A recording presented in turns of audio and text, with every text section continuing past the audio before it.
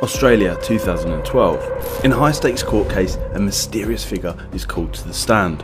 He is the world's biggest gambler, and the net is closing. It has been for years. That's how long they've been trying to stop him, chasing him across the globe, the casinos, the betting companies, even the government. And now his secrets are on the line. It's not just his identity or the billion-dollar rags to riches life he's worked so hard to build, so hard to keep quiet.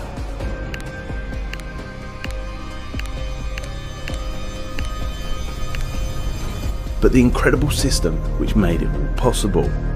If people knew, it would change the way they bet forever. For 30 years he's walked the line between genius and obsession, between legit and illegal, between being Robin Hood and robbing John Doe. Feared and respected, he secretly controls a huge chunk of world gambling. But now, potentially, he's about to lose it all. 1983, Hobart. The backwater capital of Tasmania, Australia's island state. It's fair to say that not much happens, but at least now there's a casino, Rest Point. In it, a young man, a student, is enjoying himself. The 23-year-old is the son of Croatian immigrants. Hobart is his hometown, the place where he, like his parents, started with nothing. Life has been tough, disadvantaged, but he believes that if you keep your head down and work hard, you can achieve anything. He's a bright kid with a talent for maths. He's even earned a scholarship at the University of Tasmania, where he's studying banking, tax and finance. But money's tight, so when he can, he earns a few extra bucks working part-time down at the casino. Mainly, he helps out with Keno, a lottery game, but right now he's on his break, earning a few more bucks. He likes to play blackjack and he's good at it, suspiciously good, because this young man's cut his gambling teeth by learning how to count cards. And soon, he's earning more on his break than he does in his job, and his bosses don't like that. When he loses his job and gets banned from the casino, through a solicitor, he asks why. He says, "I've considered the rules of blackjack and I would be pleased if you could let me know on what basis the application of card counting to the game of blackjack has been ruled unnatural play." And he has a point. If you're playing a game where success requires you to beat the odds, it's natural to chase an advantage. And in him, this frustrating incident has created a revelation like no other. There's no turning back. Our man is now obsessed with advantage play. He wonders, could this be applied to other forms of gambling? For clarity, advantage play is where a player uses legal methods within the casino rules, like card counting, to exploit innate characteristics of a game. To the casino, the advantage that card counting gives a player over the house is unfair, because memorising cards enables them to stack the odds in their own favour when it comes to betting on a hand. But is this any more unfair than the advantage the house maintains? Punters just aren't supposed to win.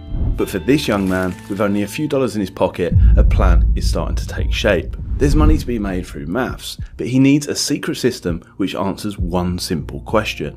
How do you gain a proper advantage and win bigger? By 1985, he's outgrown his hometown, so along with his girlfriend Shelley Wilson, who he met at the casino, and his best mate from university, a maths whiz called David Walsh, he heads to mainland Australia, and in particular the boomtown Sydney. But rents are high, and the buzz of the blackjack table gets to him. So before long, he packs in school and starts counting cards full time, teaming up with David and another respected player, Alan Woods. Soon, he's been banned again, but this time it's from every casino in New South Wales. So next, he drives north across the state borders to Queensland on the Gold Coast. There, he heads to the state's first newly opened casino, the Jupiter. However, his reputation precedes him. He's refused entry on arrival. The casinos are closing ranks, using systematic checks to ban regular winners. As the head of security reveals, he has his own dedicated file. His real name is Jelko Ranjek, but in the files, they call him the Joker, and he's been banned from all casinos nationwide. The party is over, for now at least. But really, this is just the start of something so big that even Jelko couldn't imagine. It's time to take his advantage play to a bigger arena, and when it comes to casinos, there's none bigger than Las Vegas. So the Joker moves in the shadows and grows his team. Always, he sees strength in numbers. His plan is to pool resources, work together and reduce the casino's built-in advantage. It's not long before higher stakes at more blackjack tables lead to bigger wins. Once more, his reputation is growing.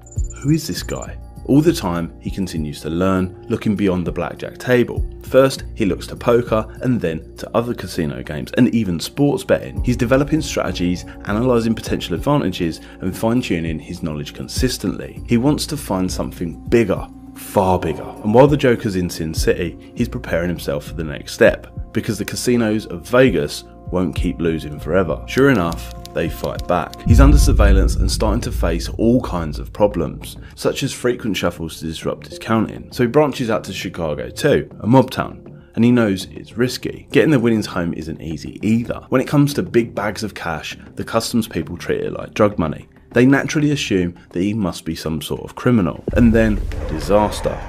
A car crash. One of his team is killed instantly.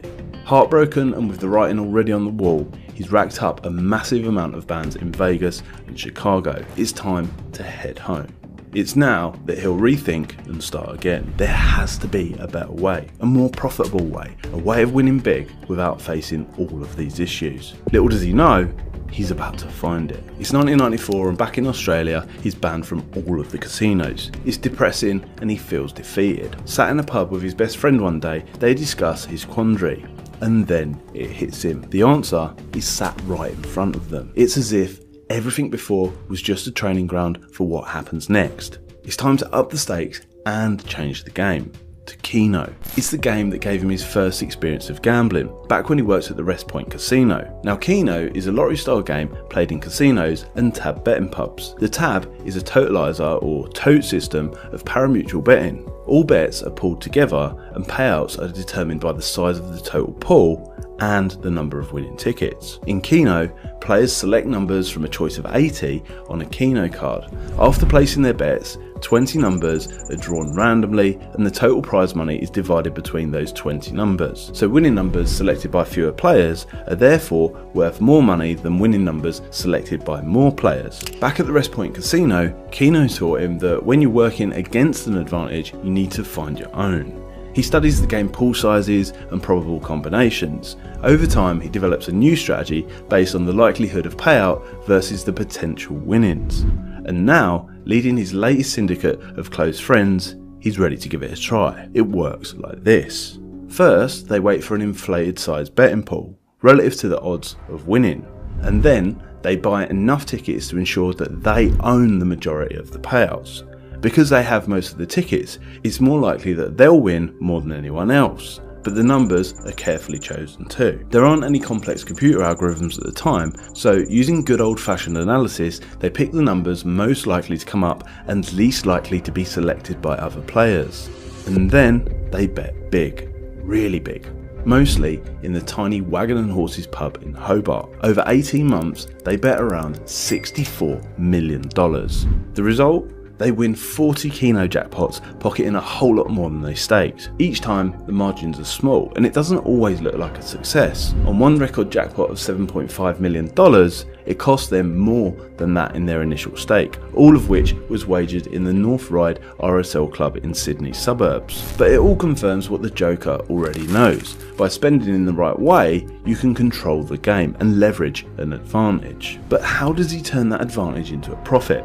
A guaranteed profit. That's his secret. And he likes to keep secrets because it helps him maintain control. However, the Lamborghinis, penthouse apartments and celebrity meetups are starting to draw attention. And it's not just journalists that are watching. What happens next brings it all out in the open.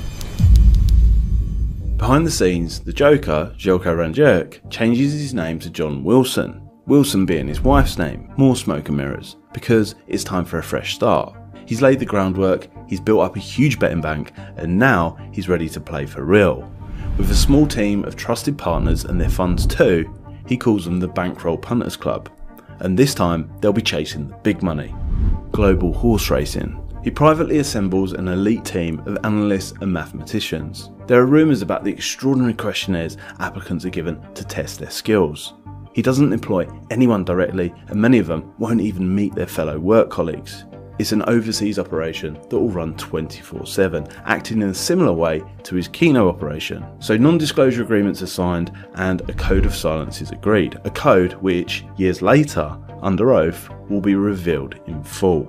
Soon, the money that he and his syndicate are earning is staggering. A book labels him the biggest punter the world has ever seen, and the top racing pundit says he has no challengers. But he remains elusive. So rare are his sightings that even some journalists dub him the Loch Ness Monster. He knows that secrecy is paramount for this to work properly. He's not on any rich list, so no one knows his true net worth. But just from a few of his assets, adjoining clifftop mansions worth $20 million in Mossman, Sydney, a holiday place up the coast in Wimborne, and a place in London's One Hyde Park where apartments go from upwards of $90 million, his rapidly growing wealth is clear. Meanwhile, his right-hand man David Walsh is doing okay too. Back in Hobart, he builds a $70 million museum to house $100 million worth of art. It's drawing serious attention to the tab, and the Australian taxman is watching. Many on the outside are wondering, where is all this money coming from? His team of 300 analyse racing through computer, video and mathematical analysis to find the right bets. Then, once again, they wait until racing pools reach a specific size, and then, as before, the syndicate wagers massive amounts of money and wins big. It's a trick they've repeated many times before with Keno, and now they've adapted it to betting exchanges and prize pools everywhere. And it's not just in Australia either. If the right bet is in Japan, France, the UK, Hong Kong or Russia, so be it. The numbers are mind-boggling. And that's before you find out the real secret to his success. It's 2008 and Željko Ranđelik, aka John Wilson, is in federal court as he sets out to recover funds owed by a former associate. In order to explain his claim, he must explain the real reason he can't lose. As a big player, Željko brings betting liquidity to the market. Now the betting companies love this. Liquidity refers to the amount of money available in the market for placing bets. High liquidity means that there's a large volume of bets being placed, leading to more competitive odds for punters and bigger profits for the betting company. Plus, it makes those headline grabbing jackpots even bigger in the news. The Bankroll Punters Club, astonishingly, account for 6 to 8% of all Australian betting on Tabcorp.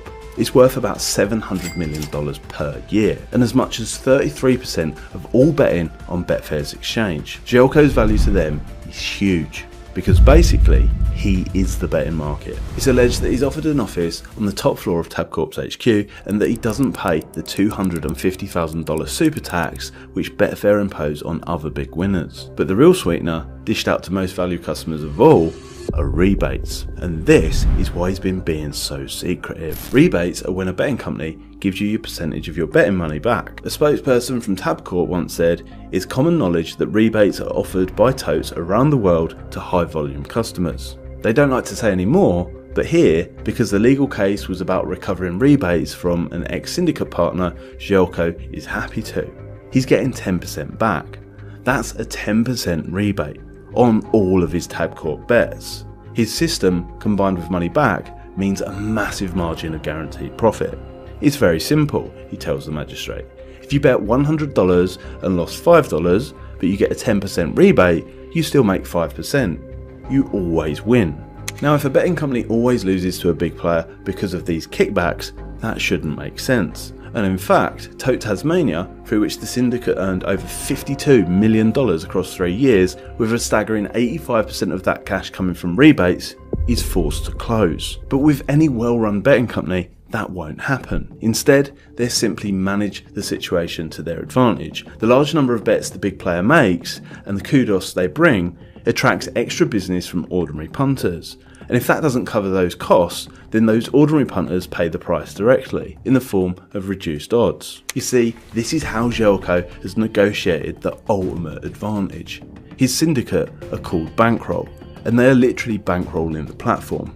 They need him as much as he needs them, if not more. And when the magistrate asks Željko how much the Bankroll Punters Club turns over a year, he answers, "My guess would be $1 billion. The magistrate can hardly believe his ears. It's 2012, and to the ordinary punter, the rebates seem unfair, and that brings heat. But the real problem, the one Željko is always worried about, is that with these numbers now in the public domain, the Australian Tax Office have decided enough is enough. They've been sniffing around for years, but now it's clear that there's so much money in play, hundreds of millions of dollars, that understandably, they want more of. You see, in Australia, money won from gambling on horses is not liable for tax, unless you're operating as a business. From Jelko and his syndicate, the line is clear. It's a hobby. The Australian Tax Office say maybe, but they're conducting it in a business-like manner. The Tax Office are determined, but Jelko ensures that he retains an advantage. It's clear he's earned billions, but any business it may resemble is concealed by a maze of different companies and that code of silence. Documents reveal that right from the start, if the Bankroll Punters Club are asked about winnings, they should simply say no records are kept, therefore it's difficult to estimate turnover or profit. We'd prefer not to make a guess. And fair enough, after all, it's just a hobby. Plus, Jelko knows that if the Australian Tax Office taxes past winnings, they'll have to tax everyone else's. It's a can of worms they're simply never going to open. After a court-ordered mediation session, a confidential settlement is agreed. In 2017, new Australian taxes were levied at bookmakers. Of course, the bookmakers just swallow them up by adjusting the odds in their favour.